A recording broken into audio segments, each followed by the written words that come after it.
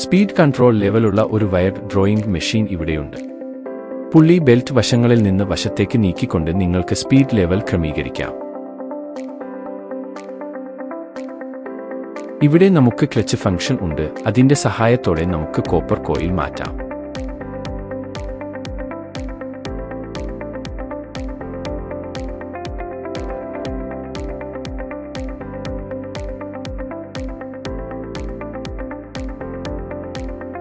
Clutch ഫംഗ്ഷന്റെ സഹായത്തോടെ ഒരു കോയിൽ നിർമ്മിക്കുന്നതിന് 18 ഗേജ് കോപ്പറിന്റെ ഒരു ഗേജ് 18 1/2 ഇഞ്ച് കോപ്പറിന്റെ ഗേജിലേക്ക് തിരുകിക്കൊണ്ട് ഒരു കോപ്പർ കോയിലിനെ എങ്ങനെ പരിവർത്തനം ചെയ്യാമെന്ന് ഞാൻ ഇവിടെ കാണിക്കുന്നു. വയർ ഡ്രോയിംഗ് ഡ്രൈ ഉപയോഗിച്ച് നിങ്ങൾക്ക് എങ്ങനെ ചെമ്പ് വയർ ശക്തമാക്കാമെന്ന് ഇപ്പോൾ ഞാൻ കാണിച്ചുതരാം. ഈ പ്ലെയർ നോക്കൂ. ഈ പ്ലെയറിന്റെ സഹായത്തോടെ ഞാൻ വയർ ഡ്രൈയിലേക്ക് തിരുകും.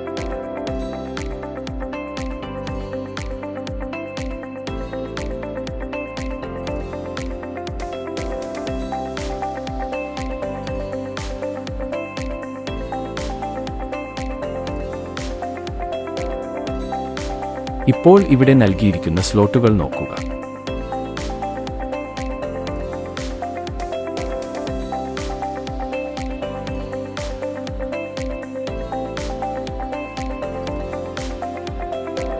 സ്ലോട്ടിലെ വയർ പുറത്തുവരാതിരിക്കാൻ സ്ക്രൂ ഡ്രൈവർ ഉപയോഗിച്ച് സ്ക്രൂ ചെയ്ത് ഞങ്ങൾ ശരിയാക്കും. വയർ നന്നായി മുറുക്കിയാൽ ഉടൻ തന്നെ നമ്മുടെ യന്ത്രം വയർ സുഗമമായി വലിക്കുന്നുണ്ടോ ഇല്ലയോ എന്ന് നോക്കാം.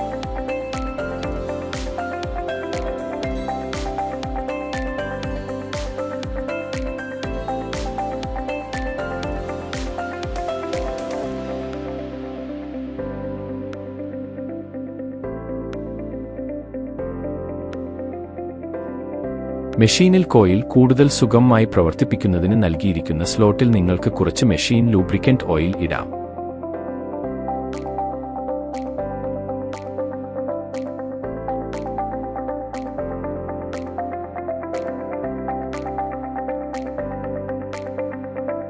കോപ്പർ കോയിൽ എങ്ങനെ നീക്കം ചെയ്യാമെന്ന് ഇപ്പോൾ ഞാൻ കാണിച്ചുതരാം. അതുവഴി റിവേഴ്സ് ഡയറക്ഷൻ ഫംഗ്ഷനും ഇത് ഉപയോഗിക്കാനാവും.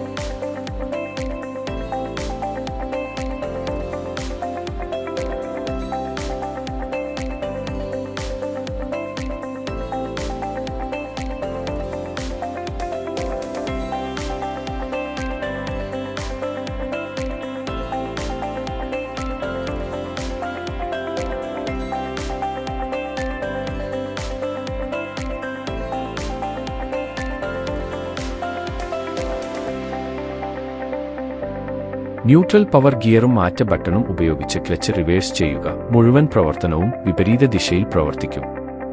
എന്നിരുന്നാലും ക്ലച്ച് ഫംഗ്ഷൻ മാറ്റുന്നതിന് മുമ്പ് എല്ലായ്പ്പോഴും ബട്ടൺ മാറുക. സ്ക്രൂ ഫംഗ്ഷന്റെ സഹായത്തോടെ നിങ്ങൾക്ക് ചെമ്പുകൾ ചേർത്തിടത്ത് നിന്ന് നീക്കം ചെയ്യാം.